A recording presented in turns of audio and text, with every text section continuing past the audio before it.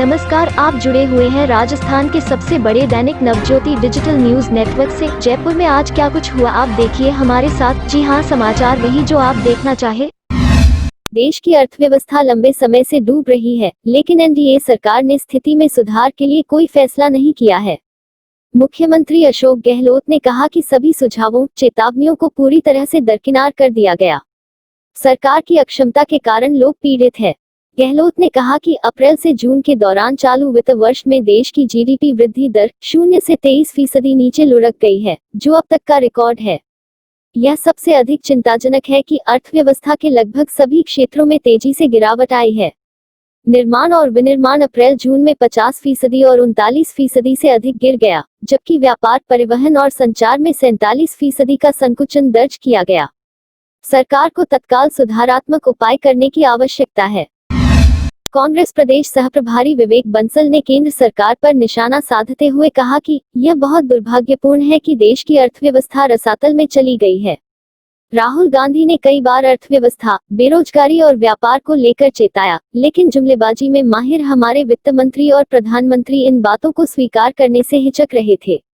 स्वीकार करने की जगह इसके विपरीत बातें करके बैंकों के माध्यम से कर्जा देने जैसी बातें कर रहे थे और कोई सुनवाई नहीं हुई। मुझे लगता है कि केंद्र की इन कुनीतियों के चलते आने वाला भविष्य अंधकार में रहेगा। अभी भी युद्ध स्तर पर कोई सार्थक कदम नहीं उठाए गए तो कल्पना करना मुश्किल होगा। प्रदेश की सभी ग्राम सेवा सहकारी समितियों और क्रय विक्रय सहकारी समितियों को अब गोदाम निर्माण के लिए न्यूनतम ब्याज दर पर लोन मिल सकेगा। इसके लिए समितियों को एग्रीकल्चर इंफ्रास्ट्रक्चर फंड और राज्य की कृषि प्रसंस्करण नीति के तहत आवेदन करना होगा। सहकारिता विभाग के रजिस्ट्रार मुक्तानंद अग्रवाल ने उच्च स्तरीय बैठक के बाद इस संबंध में आदेश जारी किए हैं। इसमें बताया गया है कि सभी जीएसएस और केवीएसएस को नए गोदाम निर्माण के लिए इन प्रावधानों के तहत जल्द ही प्रस्ताव तैयार कर भिजवाने होंगे ताकि सरकार के स्तर पर अनुमोदन हो सके। इसमें एग्रीकल्चर इंफ्रास्ट्रक्चर फंड और राजस्थान कृषि प्रसंस्करण, कृषि व्यवसाय एवं कृषि निर्यात प्रोत्साहन नीति 2019 से संबंधित कर 50% अनुदान तथा 5% ब्याज अनुदान प्राप्त किया जा सकता है। शेष धनराशि होगी, जिस पर भारत सरकार की ओर से 3% ब्याज अनुदान दिया जाएगा, जिससे गोदाम निर्माण के लिए न्यूनतम ब्याज पर ऋण प्राप्त हो सकेगा। इसके लिए समिति को प्रस्ताव प्राप्त कर अपेक्स बैंक और कृषि विभाग को भेजना होगा। राजस्थान की चिकित्सा मंत्री डॉक्टर रघु शर्मा ने कहा है कि अगर आगामी दिनों में कोरोना का संक्रमण और बढ़ा तो चिकित्सा सुविधाएं उपलब्ध कराने के लिए कुछ सरकारी अस्पतालों को फिर से कोविड-19 सेंटर में बदला जा सकता है।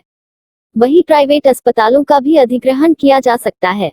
उन्होंने बताया कि जयपुर के RUHS अस्पताल में हाई फ्लो ऑक्सीजन युक्त 100 बेड और उपलब्ध करवाए जा रहे हैं। इसके अलावा 100 बेड का एक और कोविड-19 सेंटर विकसित किया जा रहा है। इसी प्रकार निम्स में भी 25 हाई फ्लो ऑक्सीजन बेड और कोविड-19 केयर सेंटर में 75 बेड बढ़ाने के लिए कहा गया है। राजस्थान हाईकोर्ट ने सेवानिवृत्त पुलिस निरीक्षक को आपराधिक कार्रवाई निरस्त होने के बावजूद भी पेंशन परिलाभ नहीं देने पर अतिरिक्त मुख्य गृह सचिव और डीजीपी सहित अन्य को नोटिस जारी कर जवाब तलब किया है। न्यायाधीश इंद्रजीत सिंह की एकलपीठ ने यह आदेश प्रेमचंद नायर की ओर से दायर याचिका पर सुनवाई करते हुए दिए। याचिका में बताया कि याचिकाकर्ता पुलिस कांस्टेबल के तौर पर विभाग में नियुक्त हुआ था। वहीं बाद में वह वरिष्ठता के आधार पर पुलिस निरीक्षक बन वर्ष 2012 में सेवानिवृत्त हुआ। सेवाकाल में उसके खिलाफ आपराधिक प्रकरण भी दर्ज हुआ था, जिसे हाईकोर्ट की ओर से निरस्त किया जा चुका है। इसके बावजूद भी याचिकाकर्ता को समस्त पेंशन परिलाभ नहीं दिए गए। याचिकाकर्ता की ओर से इस संबंध में विभाग में कई बार अभ्यावेदन पेश किए गए, लेकिन उन पर भी कोई कार्रवाई नहीं की गई। कोरोना काल में 1 सितंबर यानी आज से जेईई मेन परीक्षा की शुरुआत हो गई है। परीक्षा के पहले दिन एग्जाम सेंटर्स पर कोरोना के मद्देनजर व्यापक तैयारियां नजर आई। परीक्षा केंद्र पर पहुंचे अभ्यर्थियों ने विशेष दिशा निर्देशों का पालन किया। वहीं परीक्षा केंद्रों ने भी किसी भी तरह भीड़ को एक साथ जमा नहीं होने दिया। विद्यार्थियों को कतारों में सोशल डिस्टेंसिंग के साथ सेंटर्स में प्रवेश कराते हुए उनके आईडी कार्ड चेक किए गए। इसके बाद सैनिटाइज और थर्मल स्क्रीनिंग की गई और स्टूडेंट्स को 3 लेयर मास्क उपलब्ध कराया गया। तमाम स्टाफ भी फेस शील्ड और मास्क और ग्लव्स पहने दिखाई दिया। परीक्षा केंद्रों में हर कमरे में शारीरिक दूरी के मानकों के मुताबिक बैठने की व्यवस्था की गई। प्रवेश और निकास के लिए अलग अलग रास्ते बनाए गए। राजस्थान में 9 शहरों में 19 केंद्रों पर यह परीक्षाएं 1 से 6 सितंबर के बीच 2 पारियों में कराई जा रही हैं। प्रदेश से जेईई मेंस परीक्षा में 45,222 अभ्यर्थी पंजीकृत हुए हैं। पहले दिन विद्यार्थी बी आर्क और बी प्लानिंग का प्रश्न पत्र हल करते नजर आए।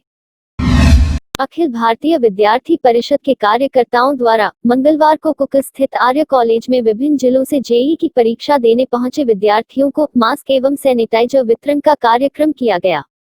संगठन के प्रदेश मंत्री होशियार मीणा ने बताया कि कार्यकर्ताओं द्वारा हेल्पलाइन नंबर भी जारी किए गए हैं, जिनमें किसी भी समय कार्यकर्ता को फोन आने पर हर संभव मदद का प्रयास किया जाता है। कार्यकर्ताओं ने छात्रों द्वारा कोई भी समस्या बताने पर उसकी हर संभव मदद के लिए जयपुर प्रांत में एक टोली भी बनाई है। अखिल भारतीय विद्यार्थी परिषद ने राजस्थान व उड़ीसा में जेईई मेंस परीक्षा के लिए सभी छात्रों के लिए निःशुल्क परिवहन की व्यवस्था करने की घोषणा को सराहनीय बताया है। साथ ही अन्य राज्यों को भी इसका अनुकरण करते हुए उचित कदम उठाने की बात कही है। एबीवीपी के प्रदेश मंत्री होशियार मीणा ने कहा कि नीट जेईई की परीक्षाओं में लाखों विद्यार्थी बैठने जा रहे हैं। ऐसे में समय की मांग है कि छात्रों के आवागमन एवं ठहरने की उचित व्यवस्था की जाए। उन्होंने कहा कि एबीवीपी ने स्वयं एक जिम्मेदार छात्र संगठन होने के नाते छात्रों के लिए देश भर में हेल्पलाइन नंबर जारी किए हैं। आम लोगों के आवास का सपना पूरा करने के लिए राजस्थान आवासन मंडल की प्रदेश के विभिन्न शहरों में 19 आवासीय योजनाओं के आवेदन मंगलवार से शुरू हो गए हैं। इन योजनाओं में आवेदन की अंतिम तिथि 30 सितंबर है। आवासन आयुक्त पवन अरोड़ा ने बताया कि करीब 15 साल बाद आवासन मंडल ने 1 दर्जन से अधिक स्वतंत्र आवासों की योजनाएं शुरू की है। इसमें राजधानी जयपुर में वाटिका महिला एवं नायला में स्वतंत्र आवासों की स्कीम के साथ ही प्रतापनगर में 2 एवं इंदिरा गांधी नगर में 2 मुख्यमंत्री जन आवास योजना के तहत बहुमंजिला आवास बनाए जाएंगे। उन्होंने बताया कि जयपुर के अलावा नसीराबाद, भीलवाड़ा, उदयपुर, जोधपुर सहित अन्य शहरों में भी आवास योजना शुरू की जा रही है। इन योजनाओं में आवासों की कीमत आम लोगों की रेंज के आधार पर करीब 5 लाख से शुरू की गई है।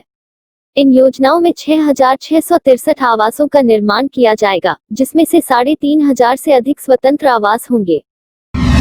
जयपुर के भानक्रोटा थाना इलाके में बीते शुक्रवार व्यापारी पर फायरिंग कर नकदी लूटने के मामले में पुलिस को अहम सुराग हाथ लगे हैं। पुलिस की आधा दर्जन टीमें बदमाशों को पकड़ने में जुटी हुई है। एडीसीपी जयपुर वेस्ट बजरंग सिंह शेखावत ने बताया कि बीते शुक्रवार मुंडिया रामसर इलाके में व्यापारी लादूराम अपनी दुकान बंद कर घर लौट रहा था। इस दौरान पहले से घात लगाए बैठे बाइक सवार बदमाशों ने व्यापारी पर फायरिंग की और नकदी लूटकर फरार हो गए। घटना के बाद पुलिस ने घायल व्यापारी को इलाज के लिए अस्पताल में भर्ती कराया। वहीं बदमाशों की तलाश के लिए इलाके में लगे सीसीटीवी कैमरे खंगाले और करीब आधा दर्जन पुलिस टीमें गठित कर बदमाशों की तलाश शुरू की है। फिलहाल पुलिस सक्रिय अपराधियों का रिकॉर्ड भी खंगाल रही है।